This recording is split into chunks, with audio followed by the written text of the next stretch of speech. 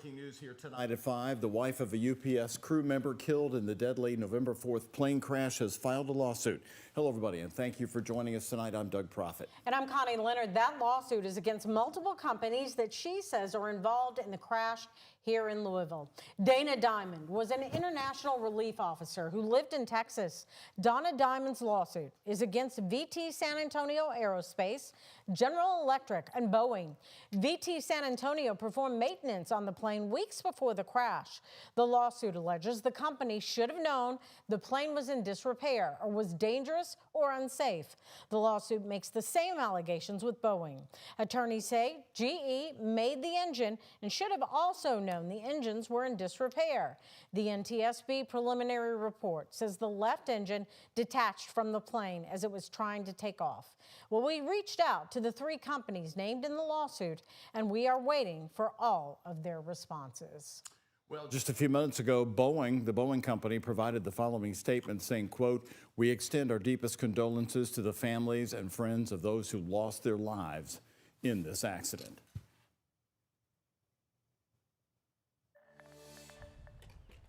Hey Louisville, RFG is gone, and that's great news for our environment and your wallet. Well, it's official. A 30-year-old requirement from the Environmental Protection Agency has been lifted in Louisville. Reformulated gas is no more. It's going to be removed by springtime. Louisville Mayor Craig Greenberg right there in a social media post making the announcement on his social media account earlier today. And that announcement is both good news for the environment and your wallet. As he said, the EPA requirement has been around since 1995 due to high smog levels. While RFG burns cleaner than conventional gas, it came with an increased cost of 10 to 35 cents per gallon. The mayor says the lift is expected to save drivers roughly $137 million per year. Federal RFG requirements have already been lifted in other parts of Kentucky, Indiana, Northern Kentucky back in 2018. Now, not everybody supports the move, still worried about the quality of our air. You're going to hear their opinions on the rant line coming up tonight at 5:45. Also tonight, more stories for you at 5. A prosecutor finding no criminal activity at a controversial data center meeting in Oldham County. Former Deputy Judge Joe Ender, fired for recording the meeting, accused the fiscal court of corruption and bribery. Our Ian Hardwitt and photojournalist Connie Offit report that critics still disapprove of the meeting, cleared twice by Kentucky's Attorney General. Popular opposition scared away data center developers here in Oldham County. One was slated for the Sauerbeck Drive-In here on Commerce Parkway. In meetings leading up to that development project, the Attorney General's office finds that there was no criminal wrongdoing of the fiscal court. Corruption, favoritism, bribery. Former Deputy Judge Joe Ender posted those accusations last July after speaking with an Attorney General's office investigator. Mr. Ender stated that he was not aware of any kickbacks. Judge Executive David Vogel fired Ender for recording a May 22nd, 2025 meeting between data center developers and the county's Economic Development Committee. The meeting actually accomplished what most of the opponents in here in the county wanted, and that was to get the project off Highway 53. Critics from the We Are Oldham County group say the meeting fast-tracked new data center plans ahead of a moratorium vote. It really was a push to do this without regulations in place. Group member Joe Erler supports Ender's leak of the meeting. They said, we'll build you a sports complex if we can get this done on Commerce Parkway. Making the ultimate decision, Pike County Prosecutor Bill Sloan decided that offer did not constitute a bribe. Reporting in Oldham County, Ian Hardwitt for WHAS11 News on your side. The Attorney General's office previously ruled that there were enough members of the Economic Development Committee at that May 22nd meeting for it to be considered official. However, the office would not decide if the committee discussed public business behind closed doors. Right now, tonight at 5, the Louisville Metro Department of Corrections is investigating the death of an inmate who died this morning while in custody here in Louisville. Louisville Metro Corrections says a 21-year-old inmate was found unresponsive just before 4:30 during breakfast service today. Officers called for medical help, but he died at the scene. The man had been in custody since February 14th. His name's not been released pending family's notification. This is the first in-custody death in Metro Corrections since May of 2025. Well, an update on the fatal shooting outside a club in Shively earlier this month. 4 suspects identified police were arraigned in court today, and a 5th suspect is a juvenile. Now, they're all facing charges of complicity to murder, assault, and wanton endangerment related to a shooting outside Club 7 in Shively on February 2nd that left a man dead and another hurt. In arrest documents, police said the shooting appeared to be a coordinated attack on the victim, Rodney Parker. Well, yesterday, police arrested these 4 people: Cassia Tyson, Chance Guthrie, Davion Birdsong, DeMontre Rocks, and that unidentified juvenile in connection to the shooting. Today, all 4 pled not guilty and had their bond set. Guthrie is also charged with possession of a handgun as a convicted felon. Many of you woke up to some snow this morning, and then it turned over to a slushy rain. Big fat flakes coming down out of the sky. They were really big. Very nice. I slept in until 9, so all I saw when I woke up was a wet road. Yeah. Well, the rest of us were laughing earlier than that, Yeah. going, "Where'd this come from?" I know, it was pretty too. Yeah, thought we would have some snowflakes mixing in, but not that much. That can occur when things start to cool throughout the column of air, which is exactly what we saw this morning. Rain is a cooling process, so even though at the surface we were at 35, 36 degrees, the atmosphere cooled, changed that rain over to snow, and it was coming in at a heavier rate, so that's why we saw that. But it moved out of here very quickly, and then we've had the afternoon sunshine. Hard to believe that we had some snow this morning. With a live look from our First Savings Bank U of L health camera from over in Jeffersonville, temperatures this afternoon have warmed up nicely into the 50s for many of us. Low to mid 50s across much of Kentuckiana. 40s hanging on to just a few spots like Springfield and Lebanon this afternoon. Otherwise, a very, very nice February afternoon and evening. And our hourly planner looks a lot quieter for this evening. Mostly clear skies, temperatures in the 40s that will eventually drop down into the 30s, and we could be dealing with some patchy fog and even frost tomorrow morning.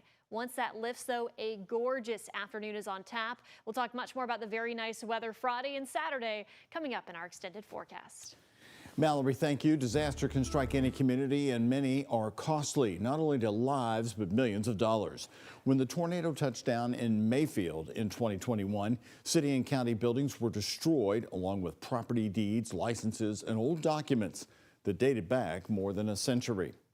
Well, through the long-term recovery effort, lessons led to the creation of a new tool designed to help communities prepare before a disaster. Right, it's called Darcy, and it's designated to help different counties connect with resources and nonprofits quickly. WHAS11's Conroy Deluche and senior photojournalist Alyssa Newton explain how it can also help families preserve crucial documents and photos. Last year in West Point, the Ohio River rose as high as this gate. In other areas, though, homes were destroyed, more than 100 throughout the entire city. This new initiative will help make sure that people don't lose everything. There's minor flooding about every 3 to 5 years. West Point Mayor Richard Cerisi says witnessing the river rise is part of the risk of living in this historic town. Was see 1937 way up at the top? Oh gosh, no, I didn't even see that. The last flood came close to the front door of the city's museum. Well, there's documents in that museum that cannot be replaced, like the original land grant and all those kinds of things. That concern and the 1,000 residents in West Point led the mayor to Elizabethtown. The question is not if we're going to have a natural disaster impact our community, but when. West Point's mayor and other leaders across 7 counties learned about Darcy, Disaster Awareness and Ready Communities. Darcy is a tool designed to help people and communities respond when a storm strikes and help in recovery. Everybody's seeing data in real time, and we're capturing that in hours and minutes instead of days and weeks. Ryan Drain with Blue Sky Global says Darcy is survivor-led and can help connect local leaders with live dashboards to track neighborhood needs, resource requests, and shelter. Really, it's about speed of information. Drain says Darcy removes information silos and sends a clear message for what people need. It connects everybody together in something that's not really ever been done before on a singular platform. The app also comes with a digital lockbox where people can upload important documents such as car titles, home deeds, IDs. Same way with most of the city's documents, we could load a lot of that stuff up there. So I think that's a great idea. Mayor Cerisi says most important city documents are already in a cloud system, but Darcy could help with digital preservation of century-old history. In Hardin County, Conroy DeLuche, WHAS11, on your side.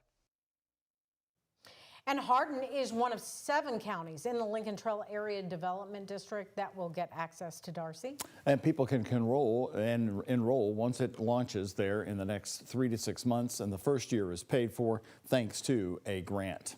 Well, 3 Louisville companies are getting state support to grow and thrive. And today, Governor Andy Beshear announced more than $862 million in matching grants for 8 high-tech businesses across Kentucky. In Louisville, that includes companies working on better cancer treatment tools, new medical devices for GI care, and a simple test to detect sleep apnea in children. The state funding helps unlock millions of federal dollars. Beshear says that's how Kentucky keeps building high-wage jobs. The funds will match, in part, $6.6 million in federal grants the businesses will collectively receive. The 8 businesses awarded funds are using technology to advance multiple fields, from improved sleep apnea testing to radiation therapy treatments and the invasive Asian carp solutions. Launching the program, it's helped Kentucky companies bring in nearly $180 million in outside funding. Leaders say Louisville plays a big role in that success. With the help of an Indiana congresswoman, walking along State Road 64 in southern Indiana and Georgetown, Indiana will get much easier now. Congresswoman Erin Houchin helped secure nearly $1 million in additional federal funding for sidewalk improvements along State Road 64. The new renderings right here will expand the sidewalk up and along the road, increasing walkability for residents in the area. The largest extension in yellow will push the sidewalk past the Georgetown, Indiana Veterinary Clinic and up to the Copperfield development. The town council president, Chris Loop, spoke on what this development means for the community. Sidewalks are more than concrete. They represent safety. They represent connectivity. They represent accessibility. They signal that Georgetown's thoughtful about growth and serious about our quality of life. So that $975,000 investment, it's not just about extending a sidewalk, it's about extending the opportunity for families, businesses, and for future development. The nearly $1 million in funding for the sidewalk expansion was part of a larger $7.5 million federal spending package. And after 5 long years, the new Oldham County Courthouse will open March 2nd. The transition between the temporary courthouse and the new one has been underway this whole entire week, leaving the temporary courthouse in Crestwood closed. Now, construction was completed back in January. The new building blends the 19th century historic brick courthouse, and 50,000 square feet was added. The original building was 6,300 square feet. During the construction, it was moved so its foundation could actually be rebuilt and placed at the new center. Snow so deep in the Northeast after that massive blizzard that one state had to call in help from a neighboring state to clear the roads. We're going to take you to Rhode Island, getting a helping hand next. And here's a look at today's Kentucky Lottery jackpots. Mega Millions, $458 million. Powerball, $238 million. The Kentucky Lottery, funding education for over 1 million Kentucky students.